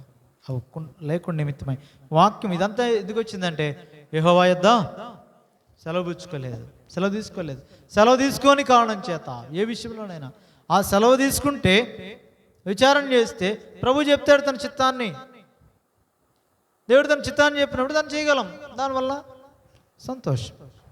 లేకపోతే ఏమైపోద్ది, అది ఉరైపోద్ది. దేవుని వాక్యమే ప్రాధాన్యం, వేరేమీ కాదు. దేవుని వాక్యాన్నే తీసుకోవాలి. కానీ భౌతిక సంబంధమైన పరిస్థితులు లేదంటే ఇట్లాంటి వేషములు, బయట నుంచి వచ్చే వేషాలు మనం చూచామంటే నష్టానికి గురవుతుంది. కానీ ఇప్పుడు ఒకవేళ వాళ్ళు పనిచేసేవారికి ఉండొచ్చు, తర్వాత చాలా జాగ్రత్త పడాలా. అటు నెగిటివ్ సెన్స్లో కరువు వచ్చింది, తర్వాత యెబూసీయుల నుండి ఇచ్చారు, వాళ్ళు కూడా చాలా ఇబ్బందులు పడ్డారు. వీరు ఇశ్రాయేలీలు యెరూషలేం ప్రాంతంలో యోధా వాళ్ళు వెళ్ళగొట్టాలి, వాళ్ళని వెళ్ళగొట్టలేదు, ఉండనిచ్చారు. పని చేసుకోవడం పని వాళ్ళుగా పెట్టుకున్నారు, వాళ్ళ వల్ల చాలా నష్టాలు జరిగాయి. తర్వాత దేవుడు చెప్పినప్పుడు ఏదైతే వద్దన్నాడో ముందుగా తీసేయడం మంచిది. అది పెట్టుకుంటే నష్టం, ఆ దేవుని చిత్తం కాదు. కొన్ని సంగతులు ఉంటాయి దేవుని చిత్తం కాకయే మనం చేసేసి త్వరపడి చేస్తాం. అలాగని దేవుడు మనం విడిచిపెట్టాడు కదా, మనం ఆయన విడిచిపెట్టలేం కదా. ఆ కారణం చేత దానికి కొంచెం ఏదో సంపూర్ణంగా దేవుని చిత్తం నెరవేర్చలేకపోయినా ఇట్లాంటి పరిస్థితులు వస్తాయి. అదే జాగ్రత్తగా ఉండాలి. శిక్ష తప్పదు, ఇంకా జీవితకాలం అంతా శోధన తప్పదు, పక్కలు ఆ శూలము తప్పదు, అవి కామన్, ఇంక తప్పదు, ఇంక భరించవలసిందే. కారణం ఏంటంటే నిబంధన చేయకముందు ఆలోచించాలి. అది దేని విషయంలో, దేవుడు చెప్పిన దాని విషయంలో. అది వారి మధ్యన కణాలు వెళ్ళగొట్టమన్న సంగతులు వెళ్ళగొట్టవలసిందే. ఉండనీయొద్దనే ఉండనీయకూడదు, అవి ఊరు అన్నప్పుడు అలాగే చూడాలా. అందుకే జాగ్రత్త పడాలి. అది ఏ సంగతులు, ఎవరి జీవితాలు ఎట్లాంటి సంగతులు ఉన్నాయో వాటిని మనం చూసుకోవాలి. కాబట్టి ఒకవేళ ఇప్పుడు లేకపోతే ఇంతకు ముందైనా ఇక ముందైనా ఏమైనా రాబోతే వాటి కోసం ప్రభు మాట్లాడుతున్నాడేమో, జాగ్రత్త పడాలా. ఎవడైనా వేషం వేసుకుని వస్తున్నాడేమో, జాగ్రత్త పడాలా. ఆ వేషం కాదు, లోపల ఉన్నవాడు ప్రాముఖ్యం, అంటే క్రియలు చూడాలి, మనం పరీక్షించాలి. అందుకే ఆ యొక్క వివేచన ఇచ్చాడు నీకు నాకు కూడా. దేవుని వాక్యం ఇచ్చాడు, పరిశుద్ధాత్మ హృదయంలో పెట్టాడు. ఇవన్నీ కూడా దాటిపోకూడదు, తెలియదనడానికి లేదు. మనం దేవుడు తన ఆత్మలన్నింటినీ మనకి అన్నింటినీ చెప్తున్నాడు. ప్రాబ్లం ఎక్కడుందంటే తెలియదంటే నీవు ఆయన అడగట్లేదు, లేదా అడిగి ఆయన చెప్తే ఆయన స్వరాన్ని వినట్లేదు. ప్రాబ్లం మన వైపు ఉంటుంది కానీ ఆయన కాదు. ఆయన చెప్తాడు, ఆయన ఇస్తాడు. ఆయన వినే దేవుడు, మాట్లాడే దేవుడు. దావీదు అడిగితే చెప్పాడు, నేను పట్టుకోనా తరమనా వద్దు, ఇప్పుడు వెళ్ళనా వెళ్ళు. సౌలు విషయంలో కూడా సౌలు తరుముతున్నాడు, పలానా వాళ్ళ దగ్గరికి వెళ్ళినా వాళ్ళు నన్ను నిర్ణయిస్తారా, ఇది మరి పట్టణం కాంపౌండ్ వాళ్ళు ఉంది కదా, లేదు వాళ్ళు సౌలుకి నిన్ను అప్పగిస్తారు. వచ్చేసాడు. నువ్వు మాట్లాడితే ప్రభు మాట్లాడతాడు. కాబట్టి ఈ సంగతులు చెప్పేవారంగా ఉండాలి ప్రభుకి, ప్రభు యొద్ద వినేవారంగా ఉండాలి. రెండూ చాలా ప్రాముఖ్యమైనవి. అప్పుడు దేవుడు తన మార్గంలో మనల్ని నడిపిస్తాడు. ఆయన మార్గము సమాధానమైంది, దానిలో నెమ్మదికరమైన సమాధానకరమైన, అందుకే అంటాడు 23వ కీర్తనలో శాంతికరమైన జలం ఎద్దుగా నడిపిస్తున్నాడు. కాబట్టి ఇది చాలా ప్రాముఖ్యమైనది. భౌతికంగా అలా ఉండొచ్చు, ఆత్మలో ఇవన్నీ చెప్పే మాటలు. ఎందుకంటే ఆత్మానుసారం, ఆత్మ ఎందు అంటాడు క్రొత్త నిబంధన. భౌతికంగా నీకు శ్రమలు ఉండొచ్చు, కానీ సమాధానకరమైన జీవితం నీకు ఉంటుంది. అది మనం గుర్తించాలి. మళ్ళీ భౌతికమైన వాటితో కంపేర్ చేయకూడదు. కాబట్టి ఇక్కడ సౌలు తప్పిపోయాడు. ఇప్పుడు దావీదుకి చెప్తున్నాడు, కరువు వచ్చింది, వాళ్ళు ఇలా చేశారు కాబట్టి ఇలా చేయి. కాబట్టి నేను ఆ విషయంలో త్వరపడే నిబంధనలు చేయకుండా నిమిత్తమై అన్ని వాక్యానుసారంగా జీవితంలో, అది దేనికోసమైనా, ఏ విషయమైనా, ఆత్మీయ జీవితంలోనైనా భౌతికమైన యాత్రలోనైనా ప్రతి విషయం దేవుని చిత్తాన్ని, దేవుడు తన వాక్యాన్ని ఇచ్చాడు, మనకి తన ఆత్మని ఇచ్చాడు, తను ఎరిగి జీవించవలసిందే, దాని కొరకే పిలిచాడు. అయితే ఇటు గిబియోనీలైతే దేవుని మాటకు లోబడ్డారు. దేవుని దాసుడైన యెహోషువ మాటకు లోబడ్డారు. దేవుని ఆశ్రయించారు. దేవుని దగ్గర పని చేయడానికి ఇష్టపడ్డారు. అలాగే ఉన్నారు. కాబట్టి దేవుడు వారిలో నుండి కూడా యుద్ధశూరుల్ని, ప్రవక్తల్ని లేపాడు. వారు ఉండే ప్రదేశంలో మందసం ఉండడానికి దేవుడు ఇష్టపడ్డాడు. బలులు అర్పించడానికి దేవుడు ఇష్టపడ్డాడు, కోరుకున్నాడు. నేను ఆ విషయం ఎలాగుందో మనం జ్ఞాపకం చేసుకుని మన జీవితాలు ప్రభుకి ఇష్టంగా జీవించిన నిమిత్తమే మనం కూడా ఒకప్పుడు దూరస్తులమే, మరణానికి పాత్రలమే, మన పాపమును బట్టి, మన దోష శిక్షను బట్టి. అయితే ఇశ్రాయేలీయులకు కఠిన హృదయం కలిగజేసి ఇప్పుడు అన్ని జనులమైన మనల్ని తెచ్చి ఆ యొక్క దేవుని ఇశ్రాయేలుతో ఐక్యపరిచాడు. అదంతా రోమపత్రికలో పౌలు చెప్తాడు. ఇవన్నీ ఎరిగి ఎక్కడో అడవి ఒలీవ కొమ్మలు అక్కడి నుంచి తెచ్చి ఎక్కడ పెట్టాడు? ఇశ్రాయేలుతో పెట్టాడు. ఇప్పుడు వారికి కొంత మట్టుకు కఠిన హృదయం కలుగజేశాడు. ఆయనే కలుగజేశాడు. ఆ కారణం చేత వారిని బయట పెట్టాడు విరిచి. ఇప్పుడు మనల్ని తెచ్చి దీంతో అంటుకట్టాడు. స్వభావ సిద్ధమైన వారు వాళ్ళు, మనం బయట నుంచి వచ్చిన వాళ్ళు. అయినా ఒక్కటే శరీరం అంటాడు, ఒక్కడే కట్టడం అంటాడు, ఒక్కటే పెండ్లి కుమార్తెగా మనల్ని ఇశ్రాయేలుతో ఐక్యపరిచాడు. ఎఫెసీ పత్రిక 2వ అధ్యాయంలో ఏక కట్టడం అంటాడు, ఒక పట్టణం అంటాడు. దేవుని నివాస స్థలమగినట్లుగా మీరు కట్టబడుచున్నారంటాడు. ఉభయుల్ని ఏకం చేసినంటాడు, మధ్యపు గోడను పడగొట్టినంటాడు. దూరస్తులైన మనల్ని క్రీస్తు చేసినందుకు క్రీస్తు రక్తం వలన సమీపస్తులుగా చేస్తామంటాడు. ఇట్టి గొప్ప ఆధిక్యతల ప్రజల్లో నేను నన్ను పెట్టాడు. గిబియోనీల విషయంలో ఇశ్రాయేలీయులు కడిగిన ఆ కొద్ది పొరపాటును బట్టి గిబియోనీలు ఏం చేయబడ్డారు? ఇప్పుడు ఇశ్రాయేలీయుల్లో చేర్చబడ్డారు. అంటే ఇశ్రాయేలీయులుగా పిలువబడకపోయినా ఇశ్రాయేలీయులతో పాటు ఉండే, ఇశ్రాయేలుతో పాటు ఆ దేవునికి పరిచయం చేసే ఆధిక్యత వాళ్ళు పొందారు. ఇశ్రాయేలు దేవుడిని యెహోవా ప్రవక్తగా ఉండే నిమిత్తమై, ఇశ్రాయేలు ప్రజల విషయంలో సైన్యంలో ఉండే నిమిత్తమై దేవుడు వారిని కూడా ఉండనిచ్చాడు. తర్వాత ఎజ్రా దినాల్లో కూడా ఆ గిబియోనీయులు లెక్క కూడా చూసాం, ఉండనిచ్చారు. వారికి ఆసక్తి ఉంది, వాళ్ళు కూడా వచ్చారు, బాగు చేశారు. నేను ఆ విషయంలో సౌలు మాదిరి ఉండొద్దు, మళ్ళా దావీదు మాదిరి దేవుని మహింపరచాలా, దేవుని మందిరం వల్ల ఆసక్తి కలిగి ఉండాలా, దేవుని కొరకు జీవించాలా, ఆయన రాజ్యాన్ని, ఆయన నీతిని అడగాల. నీకేం కావాలో దేవుడు అన్నీ ఇస్తాడు. సౌలు మాదిరి దీన్ని వెతికితే ఇది కోల్పోతాం, అది కోల్పోతాం, ఎక్కడ రాజ్యం కోల్పోతాం, పరలోకంలో ఉండదు. అందుకే జాగ్రత్త పడాలి. రాజరికాన్ని కోల్పోయాడు, దానికంటే ముందు దేవుని ఆత్మను కోల్పోయాడు. దురాత్మ వచ్చాడు లోపలికి. జీవితంలో నెమ్మది లేదు, తర్వాత తన ప్రాణాన్ని తానే తీసుకున్నాడు. అందుకే మరి విశేషంగా ప్రభు ఈ సంగతులు జ్ఞాపకం చేస్తూ ఉంటాడు. ఈ అధ్యాయం ద్వారా మనము జాగ్రత్త కలిగి మన జీవితాల్లో శత్రువుకు చోటు ఇవ్వద్దు. అందుకే పౌలు అంటాడు, సాతాను తంత్రంలో మేము ఎరుగని వారం అంటాడు. మనం ఎరగాల, ఎలా వస్తాడు, ఏ వేషం వేసుకుంటాడు. నీ వెలుగులో నడుచుకుంటే కనబడతాడు. నీవు ఆయన సహాయకుడు, ప్రభు నీకు ఎల్లప్పుడు సహాయకుడు ఉంటే నువ్వు ఆయనకి లోబడితే చూపిస్తాడు. లోబడకుండా బిలాము వలె ఏదో అది ధనం కావాలన్నాడు, బహుమానం మీద ఆశ పెట్టుకున్నాడు. కాబట్టి దుర్నీతి వలన కలుగు బహుమానం కళ్ళ ముందు అదే ఉంటే, నిజంగా కళ్ళ ముందు ఉన్న దూసిన కట్టుకం పట్టుకున్నా దేవదూత కనబడ్డావు. ఎందుకంటే నీ కళ్ళు ఎక్కడున్నాయి? బహుమానం, దుర్నీతి వలన కలుగు బహుమానం మీద ఉన్నంతసేపు నీకు ముందు ప్రభు కనబడ్డా. ఆయన ఉంటాడు, నీకు సహాయకుడిగా ఉంటాడు. ఆయన నీకు కనపడ్డావు. నువ్వు లోబడితేనే. నిన్ను రక్షించడానికి వస్తున్నాడు ఆయన, నిన్ను విడిపించడానికి వస్తున్నాడు, చంపడానికి కాదు. లోబడితే ఆశీర్వాదం మామూలుగా కాదు అది. మరి భూమి, ఎందుకంటే ఆయన ఇచ్చే ఆశీర్వాదం భూ సంబంధమైంది కాదు, అంటే మనం ఆలోచించేది కాదు, చాలా ఉన్నతమైంది. అడిగిన దానికంటే, ఊహించిన దానికంటే అత్యధికమైంది అది. అలాంటి శక్తి గల దేవుడు ఆయన, చేయ శక్తి గల దేవుడు. రవి మీద ఆధారపడు.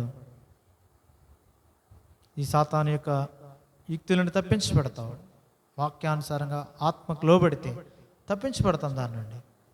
అలాగే ప్రభు కొరకైనా నమ్మకమైన సాక్షులుగా జీవించగలుగుతాం. అలాగుండుటికే పరిశుద్ధాత్మ దేవుడు మనల్ని సిద్ధపరచునుగాక. ప్రార్థన చేసుకుంటాం. పరిశుద్ధుడు, ప్రేమగల పరలోకమందున మా తండ్రి, మరొకసారి నీకు వందనాలు స్తోత్రాలు చెల్లించుకుంటున్నాం. నీ కృపను బట్టి మమ్మల్ని జ్ఞాపకం చేసుకుని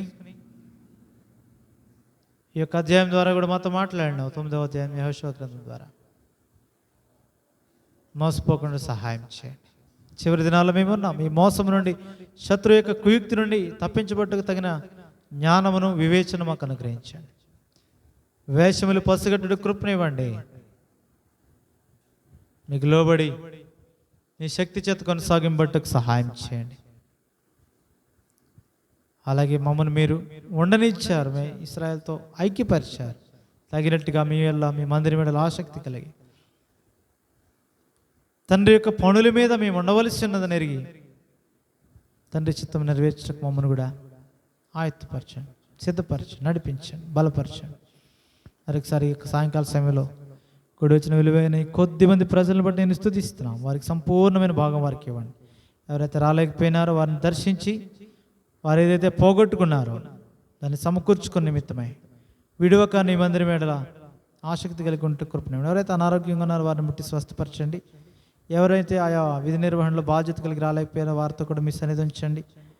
మెట్టుకు ముందున బాధ్యతల కొరకు మమ్మల్ని కూడా సిద్ధపరిచి బలపరచమని, ప్రత్యేకించి ఆయా అనారోగ్య పరిస్థితుల్లో ప్రార్థించమని కొన్ని ప్రియులను కూడా జ్ఞాపకం చేస్తూ ఉంటుండగా మీ చిత్తాన్ని బట్టి మీరే స్వస్థత ఇచ్చి నడిపించమని, అలాగే సార్వత్రిక సంఘం అంతట్లో ఆయా విపత్కర పరిస్థితుల మధ్య ఉంటున్న నీ ప్రజలను కూడా దృష్టించి మేలు చేసి నడిపించమని, నీ ప్రజలు మళ్ళీ వారి గృహాలకు వెళ్తుంటుండగా నీ దీవెనల ఆశీర్వాదములతో, శాంతి సమాధానంతో నీ ఒక కాంతి వారిని పంపించమని, తెగుల నుండి, దుష్టుల నుంచి, శత్రువు నుంచి వారిని తప్పించి క్షేమం అనుగ్రహించమని, మహిమాగంత ప్రభావాలు మీకు ఆరోపిస్తూ మార్గమంత్రులు నీ ప్రజలకు తోడుగుండమని యేసుక్రీస్తు ప్రభు రక్షకునామను స్తుతించి కనపరిచి ప్రార్థించి వేడుకునిచున్నాం తండ్రి.